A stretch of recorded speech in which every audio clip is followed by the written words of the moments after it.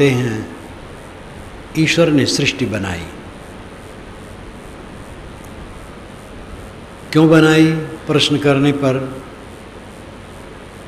Sir Radha Krishna ने लिखा है ईश्वर ने सृष्टि क्यों बनाई, इसका उत्तर आज तक नहीं दे मिला है, आगे भी दे नहीं मिलेगा।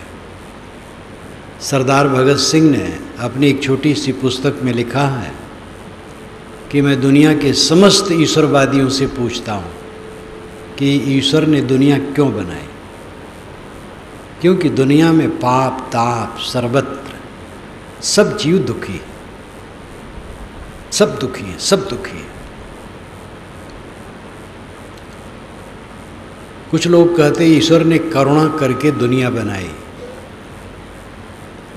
करुणा तब होती है जब कोई दुखी हो। दुनिया ही नहीं थी, कोई दुखी ही नहीं था, कोई था ही नहीं, तो किस पर करुणा किया।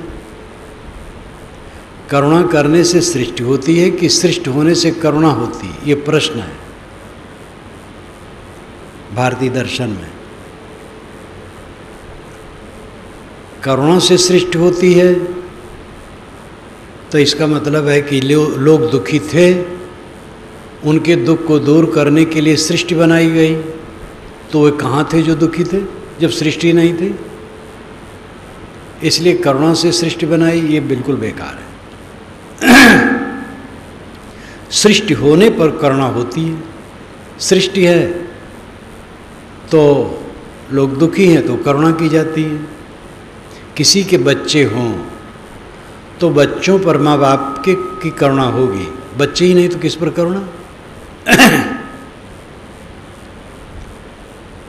सृष्टि ईश्वर ने केवल लीला के लिए बनाई, ये बात समझ में नहीं आती। लीला वह करता जो अपूर्ण है, असंतुष्ट है। जो पूर्ण काम और संतुष्ट है वो लीला नहीं करता है। अब ऐसी लीला कैसी जिसमें सब जीव दुखी हों। चिड़िया का जी जाए लड़के खिलौना, चिड़िया को पकड़ करके बच्चे नोच रहे हैं और वो चे चे कर रहा है और लड़कों को आनंद आ रहा है। ईश्वर तो लीला कर रहा है और सब जीव दुखी हैं। इसलिए लीला समझ में बात नहीं आती। सृष्टि कब से बनाई, किसने बनाई, इसके विषय में जो दुनिया का प्राचीनतम शास्त्र है ऋग्वेद, उसमें अनेक अटकलें हैं और सरल ढंग से हैं। कोई संप्रदाय की दृढ़ता के लिए कि नास्तिक आस्तिक कहने की बात नहीं, लेकिन एक संदर्भ ऐसा है और भी जगह जगह है। ऋषि कहते हैं को ददर्श प्रथमम जायमानम स्तनवंतम यत् अनस्था विवर्त भूम्या असुर सृगात्मा क्वसित को विद्वांस मुपगात पृष्ठुमें तत्। को ददर्श किसने देखा, प्रथमम जायमानम पहले उत्पन्न होते, स्तनवंतम यत् अनस्था विवर्त। स्तनवंतम यानी हड्डी वाला, अनस्था हड्डी रहित, विभर्त धारण करना। जो हड्डी रहित है वह हड्डी वाले को धारण करके गतिशील है। उस हड्डी रहित वाले को निर्मित होते पहले किसने देखा, ये शाब्दिक अर्थ है। इसका भावार्थ है कि सूक्ष्म प्रकृति स्थूल जगत को धारण करके गतिशील है। ये पेड़ पहाड़ पृथ्वी भूमंडल चाँद सितारे अनेक गोल गोल खंड जो आकाश में घूमते हैं, ये स्तनवंतम है। स्तनवंतम यानी ये हड्डी युक्त है, पार्थिव है, स्थूल है। और अनस्था प्रकृति अनस्था है, वो हड्डी वाली नहीं, बड़ी सूक्ष्म है। लेकिन सूक्ष्म प्रकृति ने इस स्थूल जगत को लेकर के धारण कर रखा है, वह सूक्ष्म प्रकृति, उस सूक्ष्म प्रकृति को किसने उत्पन्न होते देखा है? कपिल ने कहा है, मूली मूला भावाद मूलम मूलम। मूल में मूल न होने से अमूल होता है मूल। पेड़ की जड़ होती है, जड़ की जड़ नहीं होती, जड़ बिना जड़ की होती है। मूल का मूल नहीं होता है, जड़ और चेतन मूल है, इनका मूल और कोई नहीं, ये कपिल जी ने कहा।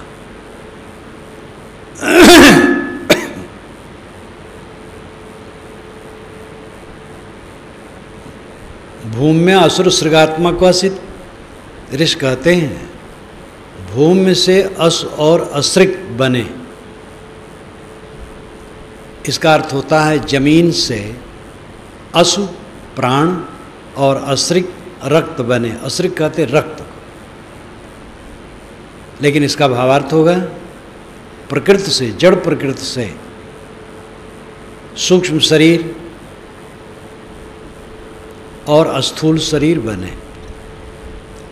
अस और असृक, असनाम प्राण, प्राण से अर्थ है सूक्ष्म शरीर, असृक नाम रक्त, रक्त से अर्थ है स्थूल शरीर।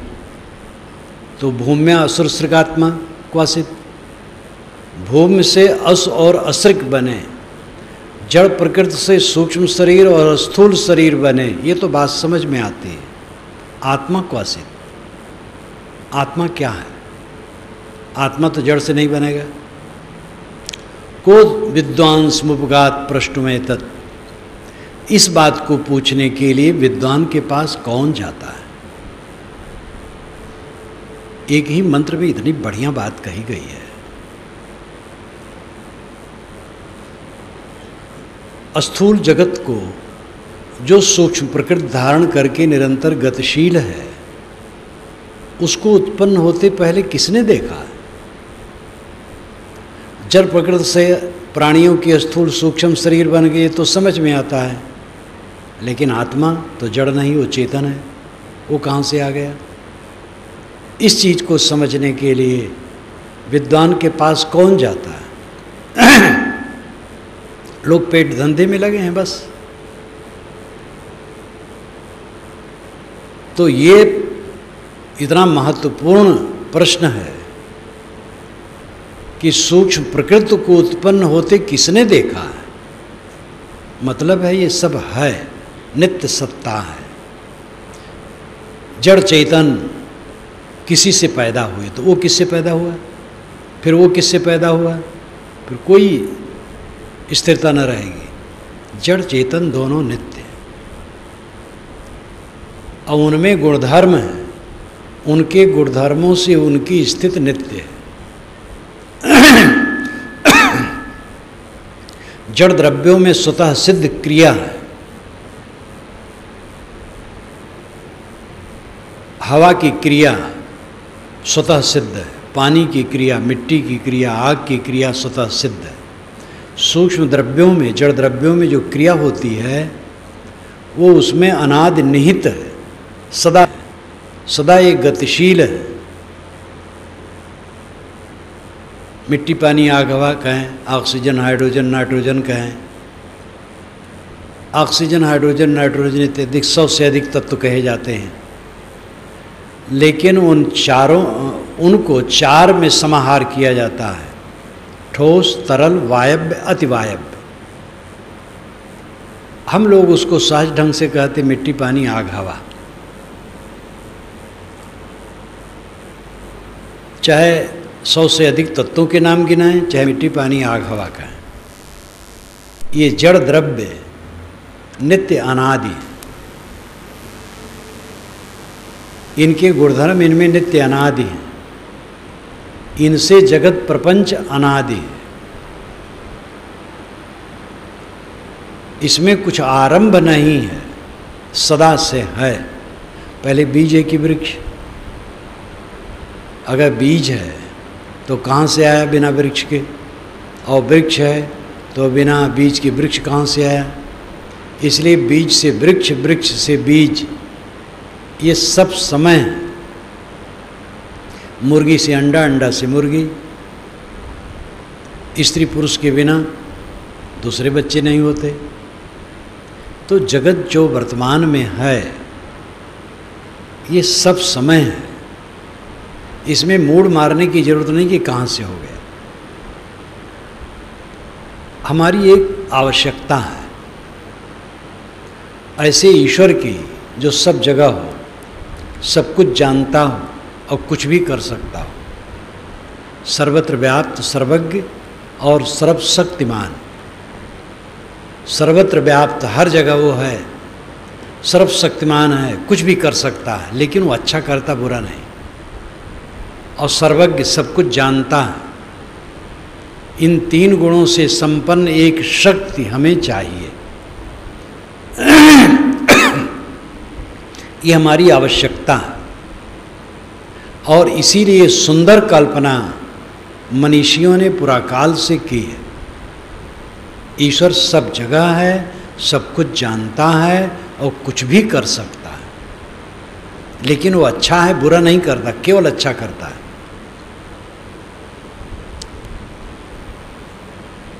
ये हमारी आवश्यकता है, लेकिन इस आवश्यकता की पूर्ति होते दिखती नहीं। वो हर जगह है, सब कुछ जानता है और कुछ भी कर सकता है, सब होता है। कुछ वर्ष पूर्व नेपाल में राज परिवार को, एक भाई के राज परिवार को सगे संबंधी सहित एक फंक्शन में सब इकट्ठे थे, साफ कर दिया गया, गोली से उड़ा दिया गया। वहाँ था वो, सब जानता था, रोक सकता था, हुआ नहीं। अगर कुछ ऐसा प्रतिबंध है कि ईश्वर नहीं रोक सकता है, तो ईश्वर स्वतंत्र तो नहीं हुआ, सर्वशक्तिमान तो नहीं हुआ। वो तो एक उदाहरण दिया। आपके भारतवर्ष में सामूहिक हत्याएं होती हैं, आगजनी होती है, लूट मार होती है, डाका पड़ते हैं, राहजनी होती है, बड़े बड़े गबन होते हैं, कोई बाहर से पता नहीं चलता है। बड़ी सभ्यता से दफ्तर में बैठे बैठे अरबों खरबों रुपए कवारा न्यारा हो जाता है। ईश्वर हर जगह है, सब जानता है, रोक नहीं पाता है। पाप जितना दुनिया में होता है, इसी दुनिया में आप सब हैं, उसको गिनाने की जरूरत नहीं। मत्स्य न्याय, बड़ी मछलियां छोटी मछलियों को खा रहे हैं, गरीब लोग चूसे जाते हैं। जितने कानून बनते हैं गरीब उसमें पिसते हैं। सदैव कमजोर पक्ष पिसता है हर जगह। कैसा विचित्र संसार है। और ईश्वर हर जगह है, कुल जानता है। और ईश्वर इतना बलवान है, चाहे तो सूरज पर कमल खिला दे और चाहे कमल पर सूरज खिला दे, इतना बलवान है। सूरज से ईश्वर से निवेदन करना चाहिए कि वह सूरज पर कमल, कमल पर सूरज न खिलाए, दुनिया से पाप ताप को दूर कर दे, लेकिन नहीं कर पा रहा। तो हमारी कल्पना बड़ी सुंदर है। ईश्वर सर्वत्र सर्वज्ञ सर्वशक्तिमान है, सच्चिदानंद है, त्राता है, दुख दूर करने वाला है। कल्पना बड़ी सुंदर है, लेकिन ये कल्पना घटित नहीं होती, फलित नहीं होती। तो ईश्वर का क्या स्थान है? ये सत्ता जो है, इस सत्ता को हम कैसे समझें? उपासना का क्या स्थल है? कस्मै देवाय हविषा विधेम, ये भी ऋग्वेद के मंत्र का अंश है। कस्मै देवाय हविषा विधेम, किस देवता की हम उपासना करें? ईश्वर का क्या मतलब है? परम सत्ता का क्या मतलब है? ये विवेक से विश्लेषण करने का विषय है। और खुशी की बात है, भारतवर्ष पूरा काल से चिंतन में गहरा रहा। कपिल जी महाराज प्राक इतिहास काल में हुए, बुद्ध के पहले था नहीं लगता उनका टाइम क्या है। कपिल नाम ऋग्वेद में आया है और शाणाचार्य ने भाष्य कपिल मुनि का अर्थ मान करके किया है, तो इसका मतलब ऋग्वेद वेद काल के हैं वो। अन्य शास्त्रों में भी उनकी गरिमा का वर्णन है। सांख्यम विशालम परमम पुराणम महारणम विमलमुदारकांतम। सांख्य शास्त्र प्राचीन है, सागर की तरह है, परम पवित्र है, ज्ञान का आगर है। लोकम च ज्ञानम च लोकम यदि हास्त किंचित सांख्यागतम तच्च महान महात्मन। है महात्मन, इस दुनिया में जहाँ कहीं कुछ भी ज्ञान है वो सांख्य से आया। ज्ञानम च लोके, इस लोक में जितना ज्ञान है, ज्ञानम च लोके यदि हास्त किंचित यत इह अस्त किंचित, इस संसार में जो कुछ थोड़ा और ज़्यादा ज्ञान है, सांख्यागतम तच्च महान महात्मन। अय महात्मन, वो सांख्य से आगत है, सांख्य से आया है। सांख्य दर्शन की इतनी गरिमा है। ऋषिम प्रसूतम कपिलम यस्तमग्रे, ये श्वेताश्वतर उपनिषद में कहा गया। कपिल ऋषि प्रथम पैदा हुए, ऐसी कपिल की महिमा ऋषियों में गीताकार ने श्री कृष्ण मुख से कहलवाया, सिद्धानाम कपिलो मुनि ही, मैं सिद्धों में कपिल हूँ। कपिल वस्तु में ही तथागत बुद्ध का जन्म हुआ था, जो बस्ती जिला के उत्तर अब नेपाल में इस समय पड़ता है। कपिल वस्तु बाबा साहेब अम्बेडकर ने भी माना है कि वो कपिल का क्षेत्र है, और कपिल की ही परंपरा के ऋषि के प्रभाव से तथागत बुद्ध ने पहल सीखा था। वह कपिल ईश्वर स्वीकारता है, ईश्वर अलग नहीं। प्रकृत पुरुष दो है, कणाद, जैमिन, ये सब तत्व विवेक की बात करते हैं। बुद्ध महावीर तत्व विवेक की बात करते हैं। हमारी भारतीय परंपरा तत्व चिंतन में बहुत आगे है, भावुक नहीं है। अब भावुक बन गए, बहुत बन गए हैं, लेकिन चोटी के ऋषियों को देखा जाए बहुत चिंतनशील है। ईश्वर जिस ढंग से हम सोचते हैं उस ढंग से नहीं। ईश्वर का निषेध नहीं है। जैसे हम यहाँ बैठे और कहें इस कबीर आश्रम के दक्षिण तरफ गंगा बहती है, तो समझने वाला कहेगा उत्तर बहती है, आप गलत कह रहे हैं। तो गंगा का निषेध नहीं है, दिशा का निषेध है। ईश्वर की जो परिभाषा दी गई है उसका निषेध है, ईश्वर का निषेध नहीं है।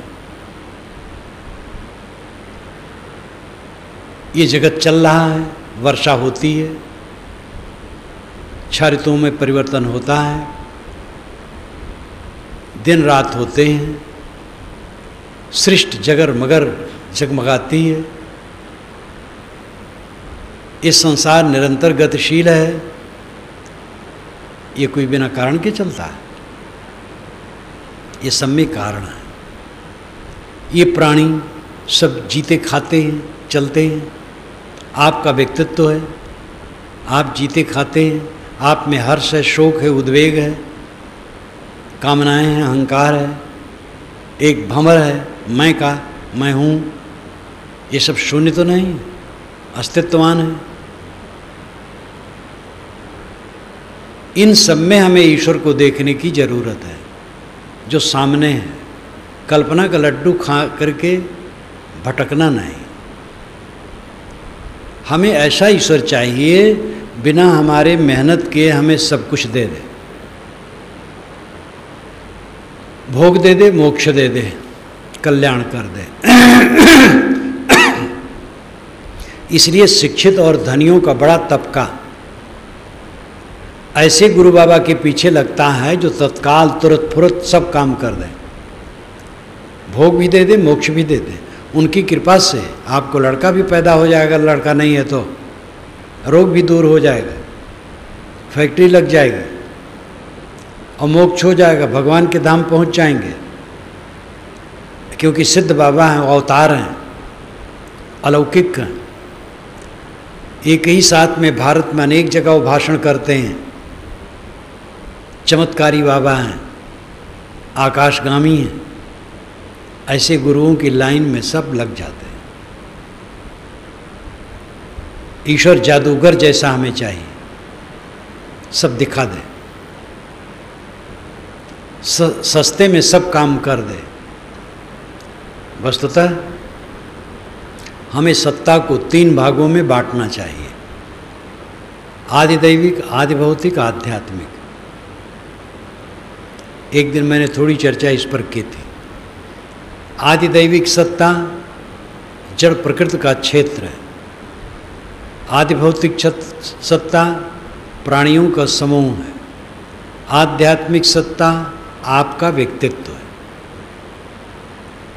ये कोई अनुमान कल्पना नहीं, अटकल पच्चू बात नहीं, ये सब सामने है।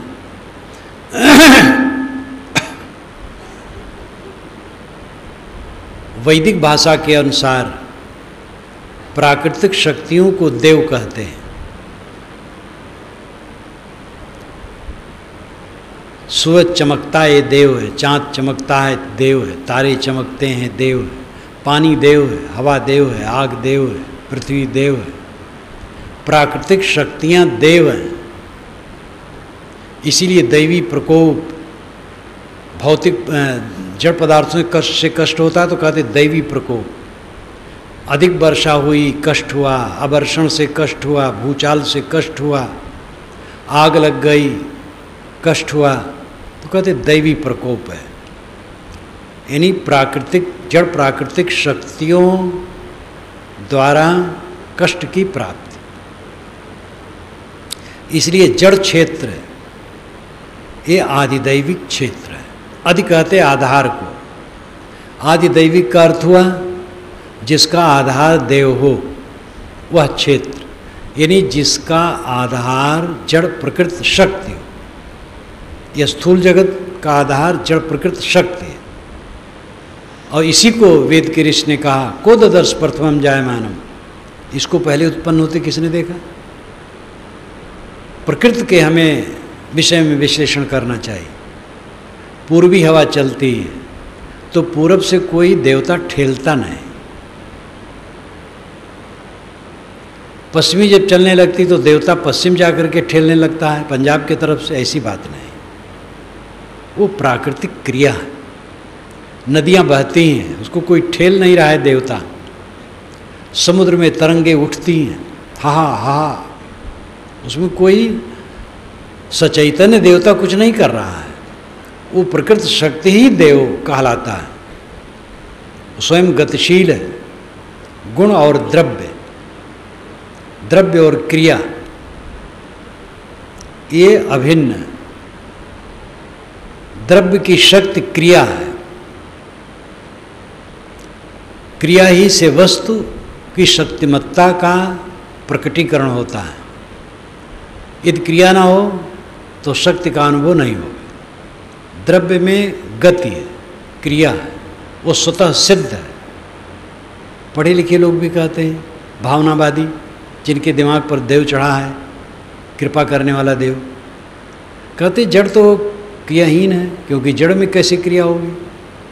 ऊपर से देवता कोई प्रेरणा करता तब क्रिया होती है। यानी पानी बरसता है तो कोई जानबूझ करके जानने वाला देवता बरसाता है।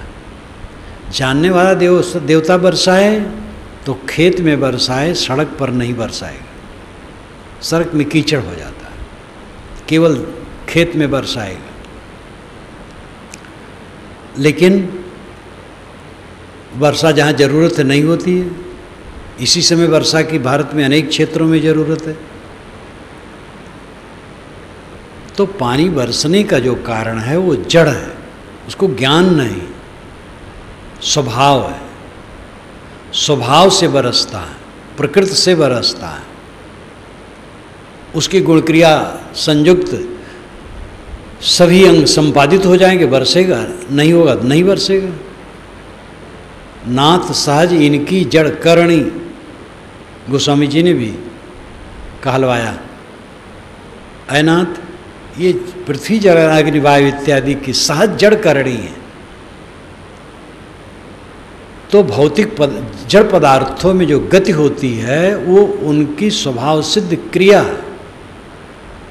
पानी बरस रहा है, नुकसान हो रहा है ज़्यादा, आप प्रार्थना करो, हे वरुण देवता क्षमा करो, दूर हो जाओ, कुछ फल नहीं हो।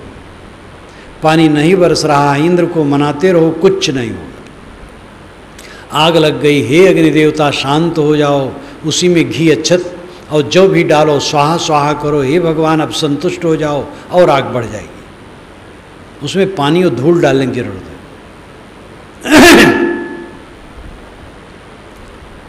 जड़ प्रकृति को हमें ठीक से समझना चाहिए, हम उसको ठीक से नहीं समझते, भावना लाद करके समझते। देवता कहा तो देवता मतलब हो गया सचैतन्य, वो कृपा करेगा। आग कौन कृपा करेगी? आग को समझो और आग से उपयोग करो।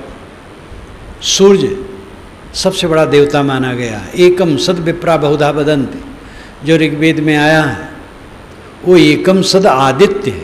उसको पढ़िए तब आपको पता लगेगा। मैंने वेद क्या कहते मैं सब लिखा है। एकम सद विप्रा बहुधा बदंत, इंद्रम मरुतम वरुणम अग्निम सोमम, इंद्र मरुत वरुण अग्नि इत्यादि ये सब नाम हैं। एक आदित्य सूर्य सर्वोच्च देवता है, तो सूर्य को देवता माना।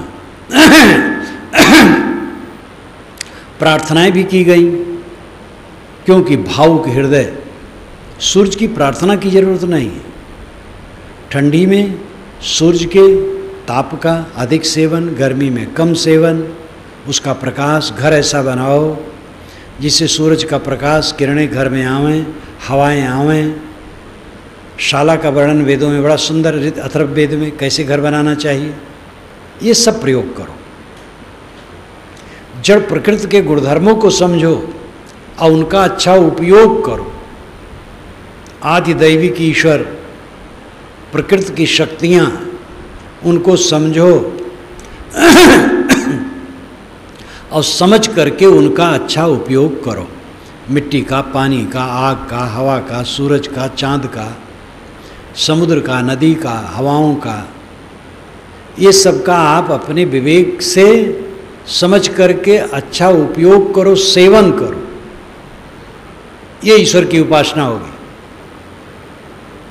सूरज की किरणों का सेवन ठंडी में ज़्यादा करो, गर्मी में कम करो। इसी प्रयाग में ह्वेनसांग ने लिखा है, जो चीन का महात्मा था, बौद्ध मत का, बृहत्तर भारत में घूमा है, आसपास के देशों में भी। मेरी एक डायरी है, मेरी और ह्वेनसांग की डायरी, पूरा मैंने विवरण लिखा है। इतिहास में तो थोड़ा आता है। मेरे हाथ में उनकी डायरी मिल गई, लग गई, तो उनकी डायरी के आधार पर मैंने अपनी डायरी लिख दी, मेरी और ह्वेनसांग की डायरी। प्रयाग में वो बताते हैं कि संगम में लकड़ी गाड़ देते थे और उसमें दो लकड़ियाँ बांधे रहते थे। एक लकड़ी पर खड़े हो जाते थे और एक लकड़ी बाएं हाथ से पकड़ लेते थे, और सूरज उगने के पूर्व उस पर चढ़ जाते थे और सूरज को एकटक देखते रहते थे। जब वो सूरज ऊपर आता तो ऊपर देखते रहते थे, और जब सूरज पश्चिम जाता था तो वैसे सिर घुमा के देखते रहते थे। एक पैर लकड़ी पर रख, एक तो खड़ी लकड़ी और एक ऐसी लकड़ी आड़ी, तो उस पर पैर, एक पैर इस पर और एक पैर लटकाए रहते थे तान करके, और दिन भर खड़े रहते थे, कठिन तप। फिर सूरज डूब जाए तब उतरते थे, और ऐसा वो महीनों करते थे, और ऐसा बरसों से करने वाले होते थे। इससे मानते थे कि सूरज का एक टक ध्यान हम करते हैं, हम मोक्ष धाम में जाएंगे। आत्महत्या करते थे। उन्होंने स्वयं भावुक होकर के लिखा है, कुछ बानर आते थे तो वे उपवास करके वहीं मर गए। तो मैंने लिखा कि ह्वेनसांग भी भावुक हो गए। अरे बीमार रहा होगा, नहीं कुछ खाता पीता होगा, मर गया होगा, बानर बेचारा क्या जाने। तो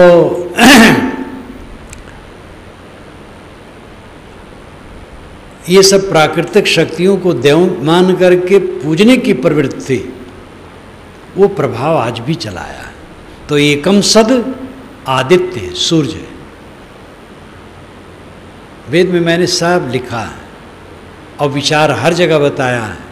ये उपयोग की चीज़ है, प्रार्थना की नहीं। सूरज की प्रार्थना नहीं करना है, सूरज को समझना है, सूरज का प्रकाश लेना है। अपने घर का ऐसा दरवाज़ा बनाओ, खिड़की बनाओ, उसमें प्रकाश आए, सूरज की किरणें भी कुछ समय आवें, हवाएं आवें, उनका आदर करो, स्वास्थ्य आपका ठीक रहेगा। वंदना से कुछ काम नहीं होगा। बाढ़ आ जाए, आप वंदना करो, बह जाओगे, जल्दी भागो सामान लेकर के, नहीं तो वंदना में बह जाओगे छुट्टी। विवेक ज्ञान नहीं है, अंधरूढ़ में सब भटकते। आदिदैविक ईश्वर ये प्रकृति के नियम है, प्रकृति के नियमों को समझें, अंधविश्वास से ऊपर उठें। पानी कोई सचैतन्य देवता नहीं बरसाता है, भूचाल कोई सचैतन्य देवता नहीं लाता है, ये दिन रात कोई सचैतन्य देवता नहीं घुमा घुमा के करता है। ये प्रकृति के अपने नियमों से निरंतर होता है और इन बातों का भी वर्णन वेदों में बारंबार आता है। चक्र की तरह संसार चल रहा है। आदि दैविक ईश्वर प्रकृति की शक्तियाँ और विवेक द्वारा उसको समझना चाहिए। विज्ञान आजकल बहुत कुछ समझा रहा है। सूरज ग्रहण कैसे होता है, बराह मिहिर ने आज से 1500 वर्ष पूर्व इसको बता दिया था। हमारे यहाँ के गणितज्ञ बराह मिहिर आज से 1500 वर्ष पूर्व हुए हैं और उन्होंने ये बता दिया था कि चाँद सूरज पृथ्वी एक रेखा में आने से चंद्र या सूरज का ग्रहण लगता है। लेकिन पंडितों और पुरोहितों को खाने के लिए व्यवस्था बना दी थी कि एक राक्षस है और ऐसा करता है, तब ऐसा हो जाता है, इसलिए दान करना चाहिए जिससे उससे पाप कट जाए। तो काणे जी महाराज जो महाराष्ट्र के बहुत बड़े विद्वान हुए हैं और जिनकी पुस्तक धर्मशास्त्र का इतिहास 5 खंडों में छपा है, उन्होंने लिखा है कि बुद्धिवाद, परंपरा, अंधविश्वास एक साथ नहीं चल सकते। बहुत उदार होकर लिखा है कि बराह मिहिर एक तो बुद्धिवाद की बात करते हैं, फिर परंपरा, पंडितों की पेट पूजा के लिए वे दान कराने के लिए उसमें लगा देते पुछल्ला, अंधविश्वास में पड़ जाते हैं। अब बामन काणे स्वयं पंडित थे, स्वयं विचारवान और महाविद्वान थे, लेकिन उन्होंने बहुत बढ़िया कहा, बुद्धिवाद, परंपरा, अंधविश्वास एक साथ नहीं चल सकते। बुद्धिवाद है तो परंपरा पर विचार करना होगा, परंपरा की अच्छी बातें लेनी होगी, गलत को छोड़नी होगी, और अंधविश्वास से एकदम छोड़ना होगा। तो आजकल तो विज्ञान में पढ़ करके आप बहुत कुछ जान सकते हैं, अंधविश्वास से ऊपर उठ सकते हैं, लेकिन दिमाग पर इतना छाया है। एक इंजीनियर ने मुझसे कहा, गुजरात में अक्षरधाम जब देखने के लिए बुलाए तो उन्हीं का भक्त एक इंजीनियर नौयुवक था, तो हम लोगों को स्पेशल लेके घुमाने चला। तो एक मूर्ति के पास गया, कहा महाराज ये मूर्ति दूध पीती है। मैंने कहा इंजीनियर हो, क्या ये समझ में आता है कि दूध ये मूर्ति पी सकती है? तो हड़बड़ा गया। तो अंधविश्वास दिमाग पर इतना छाया है, कुछ तो स्वार्थ बस धोखा देते हैं समाज को, और कुछ भावुक होते हैं, समझ नहीं पाते हैं और भटकते रहते हैं। तो आदि दैविक क्षेत्र प्राकृतिक शक्ति है, आदि दैविक ईश्वर प्राकृतिक शक्ति है, जिससे पानी बरसना, न बरसना, भूचाल आना, छरितों का परिवर्तन होना, अनंत विश्व ब्रह्मांड का निरंतर गतिशील रहना, ये आदि दैविक ईश्वर से होता है। आदिदैविक ईश्वर का मतलब है प्रकृति के नियम जो शाश्वत हैं, अनादि अनंत है। वेदों में तो ये भी कहा गया कि प्रकृति के नियम को देव भी नहीं बदल सकते। वेदों में भावुकता की बात बहुत है, लेकिन बीच बीच में विचार प्रधान बात उसमें मिलेंगी। तो आदिदैविक ईश्वर प्राकृतिक नियम है, उसकी वंदना की जरूरत नहीं है, समझने की उसे जरूरत है और उसका सही उपयोग करने की जरूरत है। दूसरा है आदि भौतिक ईश्वर। आदि भौतिक भूत नाम प्राणी, ये जो प्राणी हैं ये ईश्वर हैं, ये पूजनीय है, सेवनीय है, इनकी सेवा करो। स्वामी विवेकानंद ने कहा तुम आकाश में ईश्वर खोज रहे हो, उसकी पूजा के लिए उतावले हो। अरे ये मनुष्य, ये प्राणी जो चारों तरफ फैले हैं ये ईश्वर हैं, इनकी पूजा करो, इनकी सेवा करो। उनका हृदय तो गंगा लहरी, बहुत बातें बढ़िया बढ़िया कह देते थे, इतना फटकार देते थे। उन्होंने शंकराचार्य को फटकार दिया। शंकराचार्य दक्षिणी पंडित पुरोहित हृदय थे, संकुचित हृदय और क्या थे, एकदम वेदांती लोग तिलमिला जाते हैं, क्योंकि शंकराचार्य ब्राह्मणवादी थे। ब्राह्मण कहलाने वाले को ही ज्ञान होता है, दूसरे ज्ञान नहीं होता है, शंकराचार्य मानते थे। और एक तरफ कहते ब्रह्म एक है, इसलिए स्वामी विवेकानंद ने उनको स्वीकारा नहीं। आदि भौतिक ईश्वर, भूत प्राणी। मैंने एक दिन कहा था भूत नाम जड़ तत्व, भूत नाम बीता समय। भूत का अर्थ होता है सत्य, भूत का अर्थ काल्पनिक भूत प्रेत भी होता है जो काल्पनिक है, और भूत का मतलब देहधारी प्राणी। गीता में आता है दया भूतेश लोलुप्तम, ये दैवी संपदा में वर्णन आता है। दया भूतेश, भूतों पर दया करो, प्राणियों पर दया करो। तो आदि भौतिक देव, आदि भौतिक ईश्वर प्राणियों का समूह है। सहस्रीर्षा पुरुषा सहस्राक्ष सहस्रपाद सब भूमिम विश्वतो व्यत्तातिष्ठत दशांगुलम, ये ऋग्वेद का मंत्र है। उस विराट पुरुष के हजारों हाथ पैर सिर ग्रीवा हैं, वो सब तरफ से घेर करके 10 अंगुल के ऊपर बैठा है। सहस्रीर्षा पुरुषा सहस्राक्ष सहस्रपाद, पुरुषा जो पुरुष है सहस्राक्ष हजारों आंखें, सहस्रीर्षा सहस्र है, सहस्रपाद हजारों पैर है।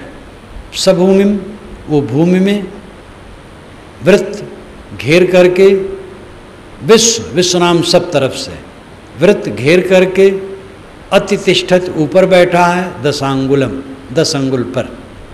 वेद के अधिकतम मंत्र भुजौल होते हैं। साणाचार्य ने जो वेदों का प्रकांड पंडित हुआ भाष्यकार, जिनके ऋग्वेद अथर्ववेद दोनों के भाष्य उपलब्ध हैं। यजुर्वेद का उन्होंने भाष्य किया था, इसका पता नहीं लगता है। सामवेद तो अलग है ही नहीं, वो सब ऋग्वेद ही है। सामवेद में कुल अपने 75 मंत्र हैं बस, और सब ऋग्वेद के मंत्र हैं। कोई ऋग्वेद का अर्थ कर दिया तो सामवेद की जरूरत नहीं। तो ऋग और अथर्व ये 2 वेदों का भाष्य साणाचार्य का है। निखिल जगत में साणाचार्य का भाष्य ही माना जाता है। ये 700 वर्ष हो गए उनके हुए।